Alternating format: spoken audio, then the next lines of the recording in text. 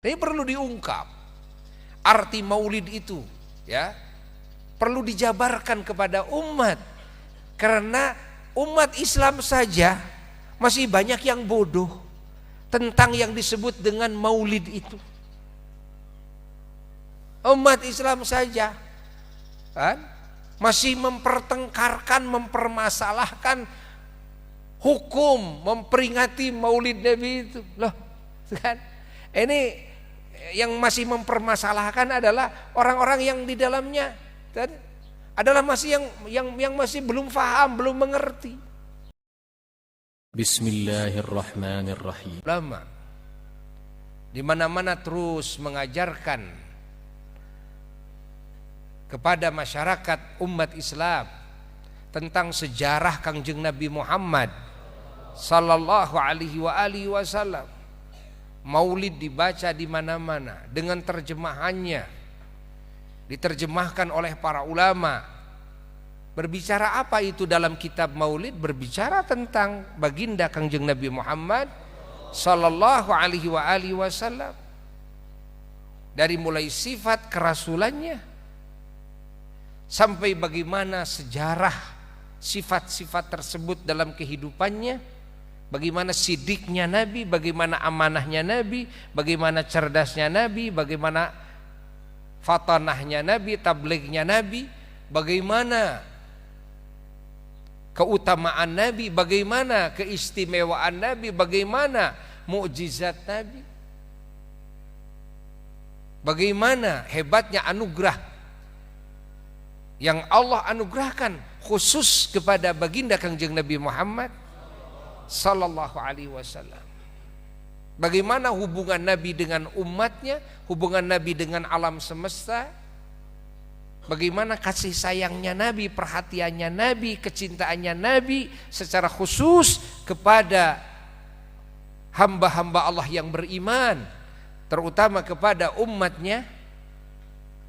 Bagaimana kerinduan Nabi kepada umatnya, pembelaan Nabi, sepak terjang Nabi kepada umatnya, sehingga janji Nabi akan memberikan syafaat untuk umatnya, akan memberikan pembelaan untuk umatnya kelak. Bagaimana itu ceritanya? Itu diungkap, walaupun tidak semuanya dalam kitab-kitab maulid. Kita sekarang masuk bulan Safar, sebentar lagi masuk bulan Maulid, maka Al-Faqir menyarankan kepada para ulama, para asatid, para dai agar membuka sejarah baginda Rasulullah SAW tidak hanya dengan bahasa Arabnya saja. Coba dari mulai Maulid sekarang nih, kita ungkap sejarah Nabi, terjemahkan itu Barzanji, terjemahkan itu Simtud Duror. Ketika kita membaca Barzanji itu dari atilir pertama, ungkap kandungan maknanya, ya, dibuka bagaimana sejarah Nabi, agar umat ini semakin tahu kepada nabinya. Karena kalau hanya dengan bahasa Arab saja, kan, dia tetap tidak akan mengerti, tidak akan tahu kepada nabinya. Cinta tetap ada, tapi untuk menambah kecintaan dan kerinduan kepada Nabi harus dari sisi pengetahuan dia, dan yang ditambah terus dan kepada keagungan nabinya Sayyiduna wa Maulana Muhammad sallallahu alaihi wasallam. Jadi dibuka sejarah, ya. Kalau baca riwayat Maulid Nabi yang kumpul hanya para ulama saja, tidak diartikan juga tidak apa-apa, ya. Karena ini ulama semuanya, kan, mengerti kandungannya, tahu. Tapi kalau, ya, selain daripada para ulama yang memahami kandungan maknanya, tentu dibutuhkan penjelasan-penjelasan tentang kandungan maknanya. Allah Nah, kita persiapkan untuk bulan Maulid ini ya. Buya sudah menyusun karangan yang dengan bahasa Indonesia itu Maras Maulid. Coba dihafal oleh anak-anak kita, dihafalkan kan oleh masyarakat muslim ini. Bagaimana cerita kan tentang kelahiran baginda Rasulullah sallallahu alaihi wasallam. Dinyanyikan kan lewat Maras Maulid itu. Itu di dalamnya Buya ngambil dari banyak kitab, bukan dari satu kitab. Banyak sekali kitab, rujukan-rujukan. Agar kita lebih mengenal kepada baginda Rasulullah sallallahu alaihi wasallam. Buya berharap nanti akan ada momen ya di Asyifa TV, insyaallah Buya mau musyawarah dengan anak-anak, salah seorang yang khusus berbicara membahas tentang sejarah baginda Rasulullah sallallahu alaihi wasallam ya. Karena sejarah Nabi itu ceritanya bukan hanya dari waktu lahir saja atau menjelang kelahirannya saja. Tapi sejarah Nabi itu dari mulai alam semesta ini dan sebelum diciptakan. Siapa makhluk yang paling awal sejarahnya di alam semesta? Baginda Rasulullah sallallahu alaihi wasallam. Ini sejarahnya ini perlu dibuka.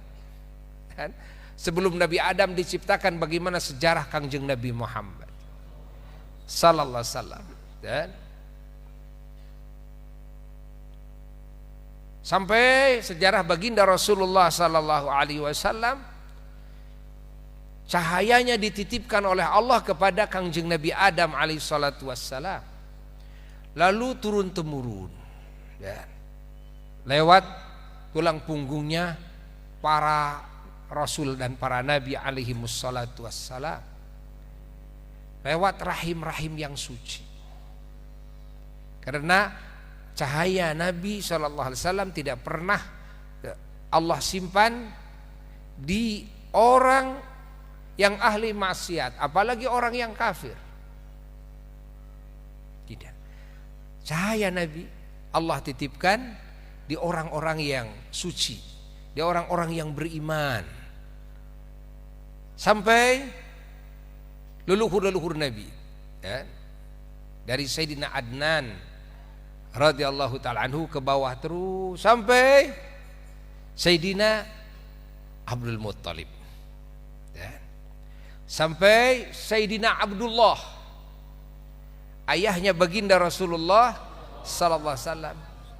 Lalu pindah cahaya ini ke rahimnya Sayyidatuna Aminah radhiyallahu ta'ala anha, ibunya Rasulullah sallallahu alaihi wasallam. Allah ciptakan jasad baginda Rasulullah sallallahu alaihi wasallam dan disembayamkan dalam rahim yang suci, rahim yang paling bahagia, rahim yang paling mulia yang Allah ciptakan, rahim yang paling beruntung yang Allah ciptakan adalah rahimnya Sayyidatuna Aminah radhiyallahu ta'ala anha. Allah 9 bulan baginda Rasulullah sallallahu alaihi wasallam disemayamkan oleh Allah di rahim Sayyidatuna Aminah radhiyallahu ta'ala anha. Rahim mana di alam semesta ini yang paling beruntung? Rahim mana di alam semesta ini yang Allah ciptakan yang paling mulia? Masya Allah, yang menampung keberkahan dan rahmat, anwar dan asrar nabawiyah, anwar dan asrar Sayyidul Wujud, Sayyiduna wa Maulana Muhammad sallallahu alaihi wasallam. Enggak ada kecuali rahimnya Sayyidatuna Aminah radhiyallahu ta'ala anha.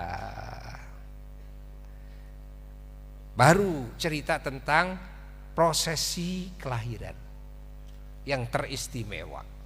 Karena tidak ada prosesi kelahiran manusia dan siapapun makhluk yang lahir Nggak ada yang teristimewa seperti keistimewaan kelahiran Sayyiduna wa Maulana Muhammad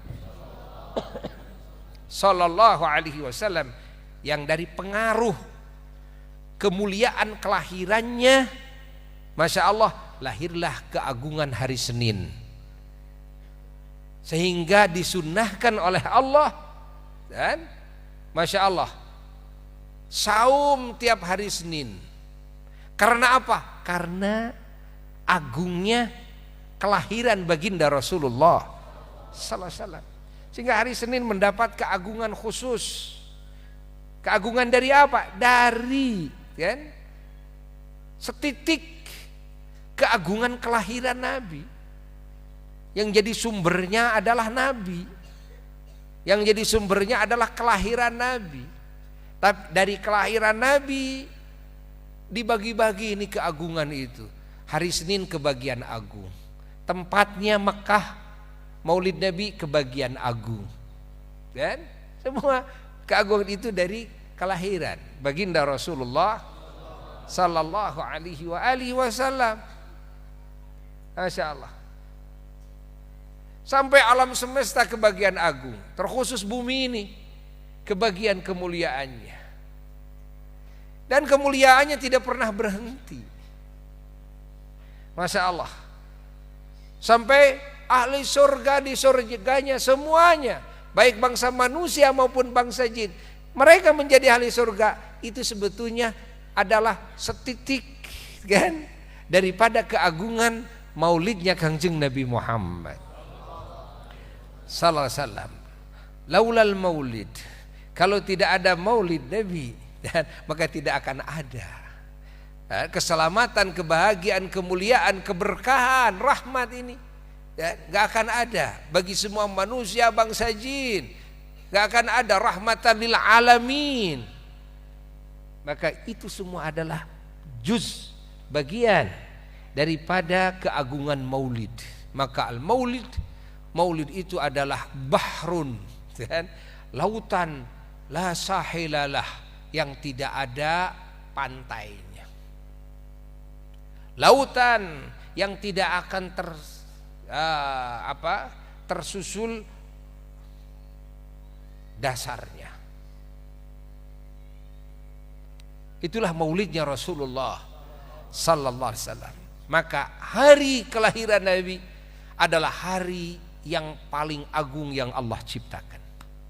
Sepakat semua ulama dari masyrik sampai maghrib, tidak ada hari yang paling dimuliakan oleh Allah dalam sejarah yaum, hari, kecuali yaumu maulidin Nabi Sallallahu alaihi wasallam, adalah hari kelahiran Kangjeng Nabi Muhammad Sallallahu alaihi wasallam. Kalau berbicara tentang makna firman Allah dalam Quran, di mana Allah memerintahkan kepada Nabi Musa alaihissalatu wassalam agar mengingatkan kepada kaumnya tentang hari-hari Allah. Bagaimana kata Allah, wa dzakirhum bi ayyamillah, Musa, ingatkan mereka kaum-kaum bi ayyamillah, kepada hari-hari Allah. Ini kan hari-hari Allah itu jamak. Hari-hari Allah itu sangat panjang sekali, sangat banyak sekali. Hari-hari Allah, hari-hari itu hari-hari apa? Adalah hari Allah menurunkan anugerah kepada hambanya. Hari Allah dan memberikan nikmat kepada hambanya, kepada makhluknya. Hari Allah memberikan kemenangan kepada para nabinya dan para rasulnya, mengalahkan musuh-musuh Allah dan musuh-musuh rasulnya. Hari menjayakan para kekasihnya, menghancurkan musuh-musuhnya. Ini ayyamillah yang dimaksud dalam Quran, hari-hari Allah. Maka dari deretan hari-hari itu ayyamillah, ternyata hari-hari tersebut, Masya Allah, tidak ada yang bisa membandingi kepada agungnya satu hari, yaitu yaumu maulidin Nabi Mustafa Sallallahu alaihi wasallam. Hari lahirnya Kangjeng Nabi Muhammad sallallahu alaihi wasallam.